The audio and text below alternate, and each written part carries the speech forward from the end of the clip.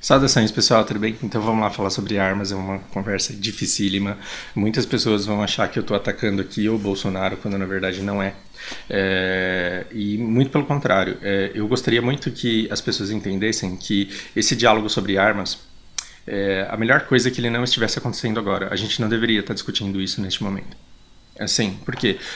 Porque ser a favor ou contra as armas não deveria ser para a gente uma pauta presidencial. Ela deveria ser uma pauta da sociedade independente do presidente que está lá. Então, assim, não é porque você vota num candidato e outro ganha, não é porque você votou no Aécio e a Dilma ganhou, que você deve se ausentar da política durante 4 anos. Você deve continuar participando, porque afinal de contas, aquele cara que foi eleito, embora você não tenha votado nele, ele te representa. E essa pauta das armas, ela não deve partir do presidente necessariamente. O presidente ele pode até pautar, mas quem vai votar isso, quem vai fazer isso, são os caras que estão lá na Câmara. Então, assim, você depende muito mais dos seus deputados, você depende muito mais dos senadores do que do presidente em si, que pode, no máximo, abordar a pauta. Só que um presidente extremamente comprometido com a ideia de legalizar as armas, com uma Câmara que não está nem aí para que isso aconteça, não tem força. Não tem força, das duas uma. Ou ele vai ter que fazer um tremendo desculpa, um tremendo malabarismo político e provar uma exímia articulação política para convencer todo mundo a passar a ideia dele, através de petrolão, através de argumentação, através de adesão popular. E isso é muito difícil, não temos hoje nenhum candidato que tenha essa articulação toda. Ou então ele vai ter que ganhar no grito, e aí a gente está falando não de democracia, mas de autoritarismo. E autoritários não resistem. Então ele vai ter que sacrificar muito para conseguir um negócio à força, e quem não consegue apoio cai. A Dilma caiu e qualquer outro que tente ganhar no grito as coisas vai cair também. Não adianta um cara chegar lá e falar assim, não, mas quando ninguém quiser fazer o que eu quero, eu vou chamar a população e a população vai pressionar e eu vou conseguir. Sim, uma pauta, duas, três, depois você cai. Depois vão armar um outro golpe e você vai cair. Não é uma pauta que um presidente consiga discutir facilmente. E não deve ser uma pauta que a gente deve esperar do próximo candidato. Por que a gente não pede de quem está lá agora? Ah, mas eu não votei no Temer. Não interessa em quem você votou. Os caras estão lá, eles te representam e eles devem ouvir a população. Então como que você faz? Você começa uma mobilização social que passa por vereadores, que passa por deputados, gera toda uma mobilização. E essa mobilização ela já aconteceu. Uns 10 anos atrás, quando a gente, não lembro exatamente quando foi, em que a gente teve um referendo e que o não ganhou. Eu entendo que os tempos hoje são diferentes. A violência aumentou muito de lá para cá. A insatisfação popular ela aumentou muito. A indignação popular ela aumentou muito de lá para cá. O problema é que ainda assim você tem que passar por todos esses trâmites. E não é simplesmente um super-herói que você vai votar que vai acabar com tudo isso. Na minha opinião, determinados candidatos eles têm a absurda, aparente absurda adesão, porque eles compartilham com você da indignação, mas o fato dele estar indignado com você não significa que ele vai conseguir armar todo mundo, e ao armar todo mundo não significa que os problemas da população serão resolvidos. Então esse assunto para início de conversa ele já não deveria estar sendo debatido dessa forma e não deveria ter o peso que tem nas eleições. As armas e o aborto, por exemplo, eles são coisas que deveriam estar sendo debatidas em papéis secundários, porque a gente precisa saber quais serão as medidas primárias que serão tomadas em relação a isso. Vide candidatos aí que, por serem liberais, por se dizerem liberais, se afirmavam, se posicionavam absurdamente a favor do aborto, porque a mulher ela tem que ter liberdade, e que agora que estão precisando me indigar votos, tem que falar, não, veja bem, não é bem assim.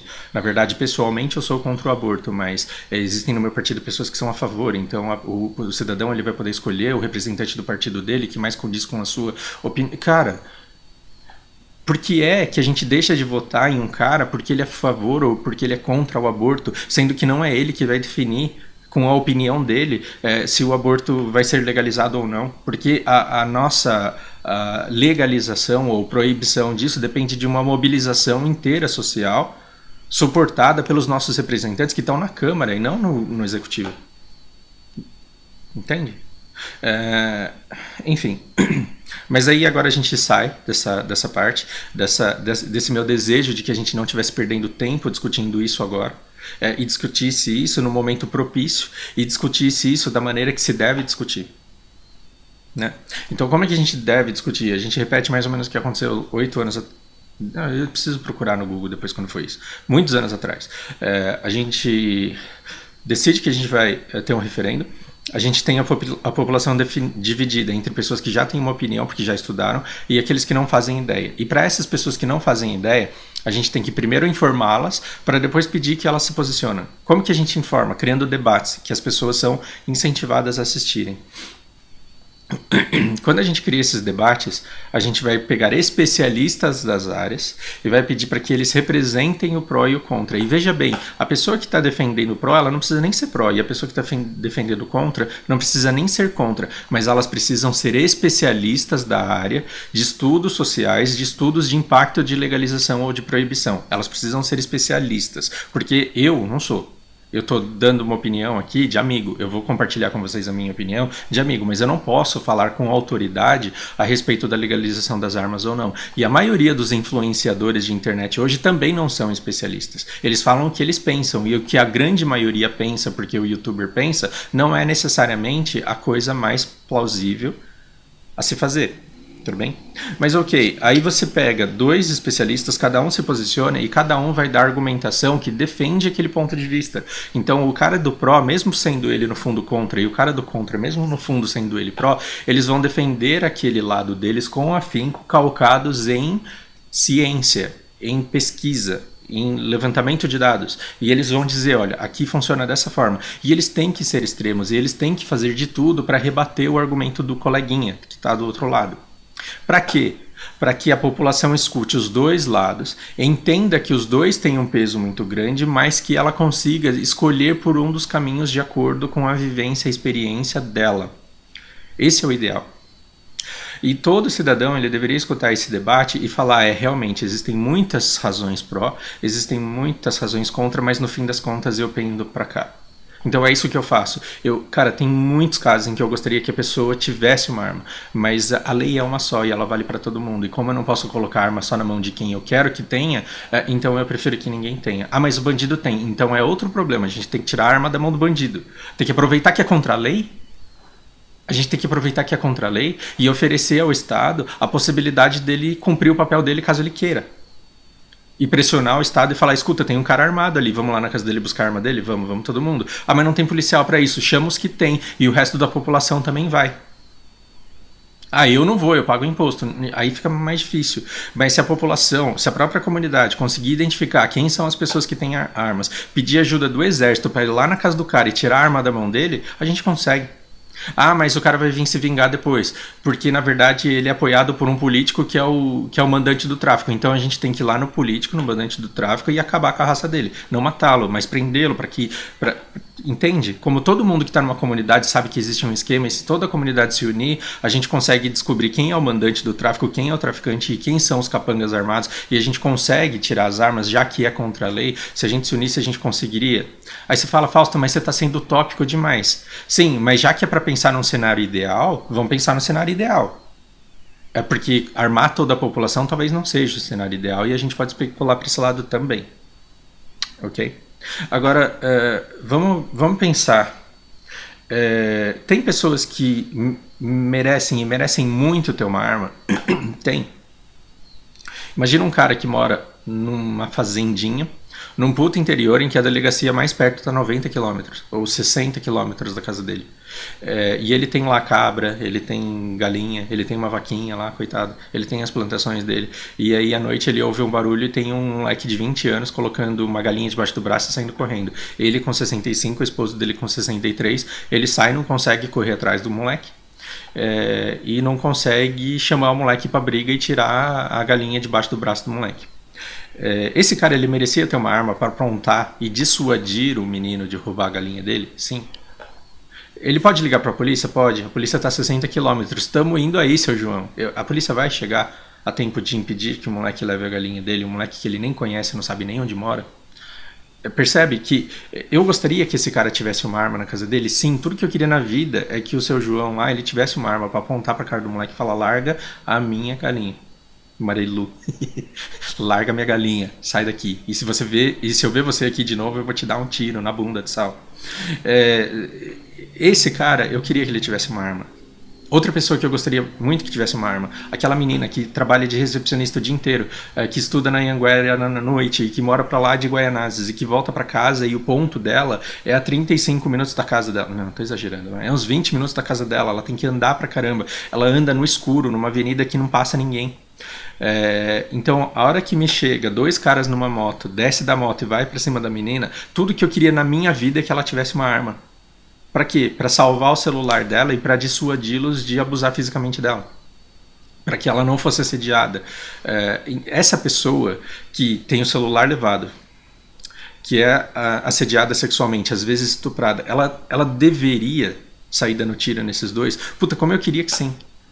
Mas quando eu digo que eu quero dar uma arma na mão da menina e que eu quero dar uma arma na mão do seu João, eu não posso dar a arma somente na mão deles, a lei vale para todos. E aí eu tenho que entender que ao legalizar a posse e talvez o porte de armas, são duas coisas bem diferentes, ao legalizar isso, eu estou aplicando uma lei, eu estou aprovando uma lei que vale para todos. E aí você me diz, Fausto, mas vai ter teste psicológico, vai ter teste de habilidade. Sim, para dirigir também tem.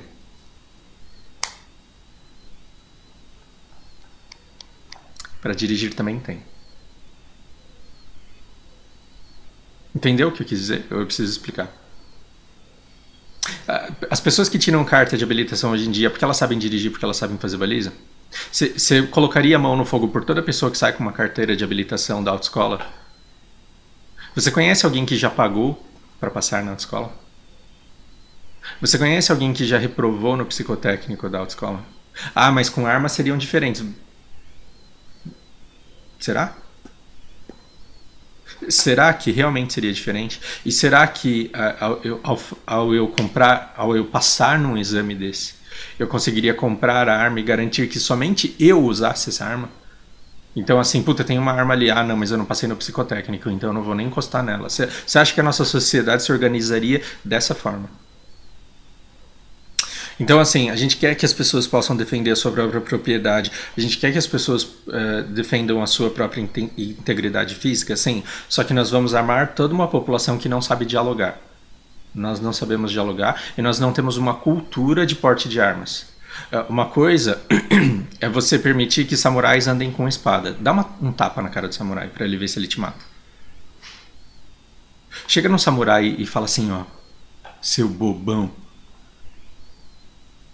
pra ver se ele te mata. Chega no seu Miyagi e fala assim, seu tampinha, pra ver se ele te arrebenta. Não, porque assim, o cara que chegou no 6º, no 8º dan de karatê, ele passou por uma evolução emocional tão grande que ele já não perde a cabeça por qualquer motivo. E um país como talvez os Estados Unidos, as pessoas elas não chegam às vias de fato porque elas têm toda uma bagagem cultural de posse de armas que nós não temos. Nós não temos. Então, ao legalizar as armas, nós vamos colocar armas na mão de pessoas ciumentas, nós vamos colocar armas na mão de pessoas que caíram no conto do vigário. Coloque aí no Google se você não sabe o que é conto do vigário. A gente vai colocar arma nas mãos de pessoas que caíram no conto do vigário. Nós vamos colocar armas na mão de pessoas que foram traídas. Nós vamos colocar armas na mão de pessoas que foram assediadas. Nós vamos colocar armas na mão de pessoas que foram desrespeitadas. E essas pessoas, em condições normais, eu sou uma pessoa pacífica. Vocês olham pra mim e falam, nossa, Fausto, você é um poço de tranquilidade. Agora pergunta pro Helder e pro Sancil e pro Leonardo. Pergunta pros caras que jogam HOTS comigo. Pergunta pro Chris quem eu sou, jogando Heroes of the Storm. Então, a pessoa...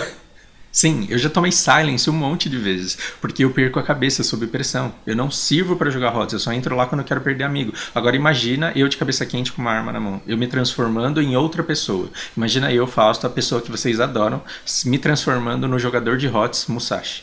Cara... A gente vai colocar arma na mão de pessoas que brigam por futebol, que brigam por conta de trânsito, que levam fechadas. A gente tem muitas pessoas que estão acostumadas a chamar os outros de filho da puta e tem pessoas que perdem completamente a cabeça quando são chamadas de filho da puta. A gente mal consegue conversar sobre política sem perder amizades, e que dirá armados no meio da rua. Imagine pessoas de partidos diferentes se encontrando. Então, assim, o que deveria haver? Deveria haver uma mobilização. E aí você me vem com o argumento, mas o bandido tem. Sim, então deveria haver uma mobilização social, esse esforço todo, ele deveria ser no sentido de desarmar, já que a gente está calcado pela lei, a gente deveria desarmar todas essas pessoas, e não o contrário.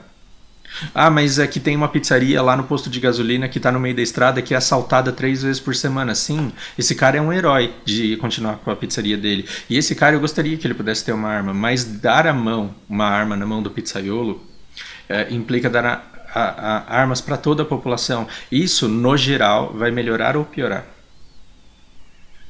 Sim, imagine armas na mão de impulsivos, de radicais, de doentes e de suicidas.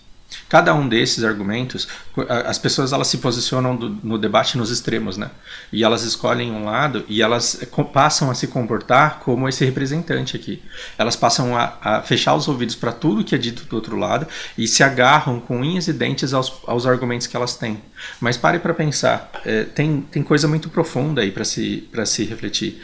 A gente tem pessoas que são extremamente impulsivas e que não respondem por si, e pessoas extremamente frustradas. A inadequação urbana, o número de pessoas que não conseguem emprego, que não conseguem pagar suas contas, que não conseguem um parceiro, que não conseguem fazer parte de um grupo e que estão extremamente amarguradas com a própria vida nas grandes cidades, é um número de pessoas muito grande. Então, por que aquele cara lá ele entrou no shopping metralhando todo mundo? Porque ele tinha poder aquisitivo e ele tinha condições de ter acesso a uma metralhadora. Agora imagina outras pessoas podendo pegar do vizinho deles, porque todo mundo tem um amigo que vai na tua casa. E o seu amigo, o teu parceiro, você não vai esconder dele onde é que você guarda a sua arma em caso de necessidade. E ele, no momento amargurado da vida dele, pode muito bem ter acesso a essa arma e dar cabo de um plano que ele tinha. Sim. Não, mas quem quer matar, mata com qualquer coisa. Isso é verdade em partes. Porque quando você fica puto porque o cara da academia, o bombadão lá, ele te humilhou na frente de todo mundo, você pode dizer que você mataria o cara de qualquer jeito? Então, chamar o cara no braço, ou chamar o cara com cabo de vassoura, ou chegar no cara com uma faca, talvez não seja viável para você. Agora, se você tiver uma arma, E aí vai ter um revanchismo dentro da nossa sociedade que vai custar muitas vidas. Nós estamos no momento da história da nossa sociedade em que a valorização à vida tem falhado, em que a vida pra gente tem valido muito pouco. A gente vê um cara roubando, a gente quer que ele morra. A gente vê um cara chamando a menina de gostosa, a gente quer que ele morra, e deveria mesmo. Tô exagerando, mas homem nenhum deveria sair assediando mulher na rua. A gente olha para determinados corruptos e a gente quer que o cara morra, então a valorização da vida tá muito pobre. Mas a hora que a gente começar a perder muitas vidas, talvez a gente comece a pensar ao contrário.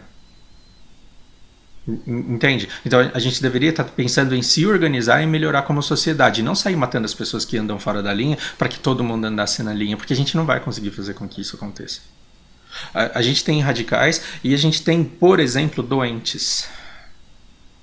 A gente tem pessoas que têm neurose, e essas pessoas que têm neurose, elas escutam vozes, elas têm forças que as compelem a fazer coisas ruins. E o poder destrutivo dessas pessoas, se estiverem armadas, é muito maior. É exponencialmente maior se elas tiverem uma arma na mão. Porque um neurótico ele pode pegar uma cadeira e jogar em você. E o poder, né,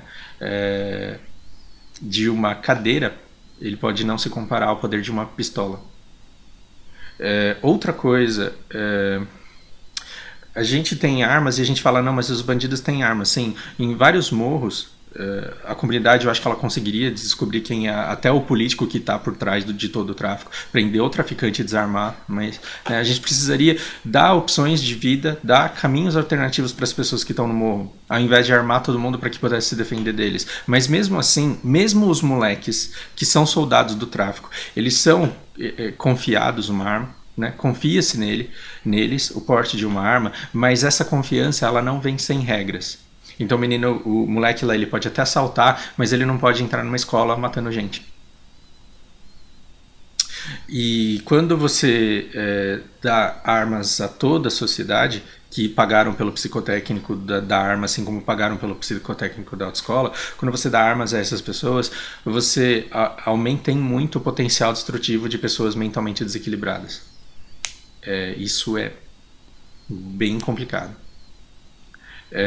Então, são muitos casos pequenininhos. Por exemplo, quando eu pedi divórcio, a minha ex tentou me matar. Então, assim, eu não estaria mais aqui se a gente pudesse ter armas em casa. Ah, mas é porque... Não, não é assim. Cara, você não conhece pessoas impulsivas e do que é que elas são capazes. Então você aumenta muito a possibilidade de dar merda.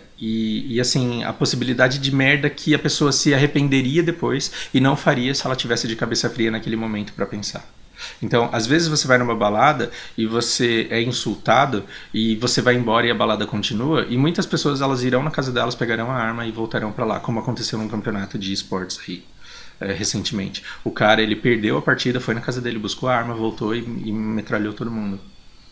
Então, se esse cara não tivesse acesso à arma, talvez a merda acontecesse, sim, mas com uma chave de fenda, com uma faca, talvez né, o resultado ele seria menor, ele seria menos dramático. A gente tem passeatas acontecendo o tempo inteiro nos Estados Unidos de estudantes que não querem mais que a população esteja armada, porque elas não se sentem seguras nas escolas. Agora, por que é que escolas não são invadidas com tanta frequência? Porque é que empresas não são invadidas por pessoas que foram demitidas? Porque não são todas as pessoas que têm acesso à arma. Já parou para pensar que muito cara foi demitido pelo chefe por incompetência e voltaria lá para matar todos os colegas do chefe, o dono, se tivesse uma arma, e não faz isso porque ele não é amigo do traficante? Então, o que a gente deveria querer? Tirar a arma do traficante ou dar uma arma na mão do cara que foi mandado embora? É muita coisa para se pensar. E aí, quando eu peso os dois lados, a minha conclusão é não. E a coisa que me deixa mais triste é dizer não depois de uma longa reflexão e ser chamado de imbecil, de idiota, de arrombado por um cara que pensou muito pouco, que está aqui na outra ponta, escutando somente o que ele quer ouvir e ignorando todos os outros pontos que pesam no lado oposto. A gente deveria debater isso como o assunto profundo que ele é. Só que não agora na eleição, porque aqui a gente deveria estar debatendo planos de governo e não legalização de arma, de aborto, legalização de murquinho. Mano, vamos pensar como esse país vai ser governado. As armas, se a gente vai ter ou não, a gente discute profundamente depois e não superficialmente agora.